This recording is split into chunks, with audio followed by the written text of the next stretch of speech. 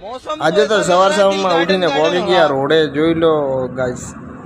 અમે રોડે ગયા એટલે રાહુલભાઈ મળી ગયા અને હિતેશભાઈ બી મળી ગયા રોડે જ, એ બી ઊભા જ હતા। પછી અમે બે ગયા રિક્ષામાં, રાહુલભાઈ હમો કર્યો કેમેરો ને રિક્ષાવાળા હમો કરી નાખ્યો કેમેરો, અને પછી પહોંચી ગયા અમે ચોકડીએ, જો આખો ચોકડીએ, અને પછી અમે જો અમે ગયા દુકાને ને પછી પહોંચ્યા દુકાને ગાઈસ। દુકાને પહોંચ્યા એટલે પછી દીવાબત્તી કરીને અમે બેઠા હતા, અને એટલામાં તો ભરતભાઈ આવી ગયા કે શૈલેષ ચાલ ઇયરફોન લેવા। મેં કીધું ભાઈ હેડ। પછી હું અને ભરતભાઈ ગયા ઇયરબડ્સ લેવા માટે, ને પછી આવ્યા અમે પાછા દુકાને ગાઈસ, જોઈ શકો તમે। અને પછી ફેરવી નાખ્યો કેમેરો, અને એટલામાં તો કંટાળો આવતો એટલે ગયા બારે, એટલે બારે બેઠા હતા।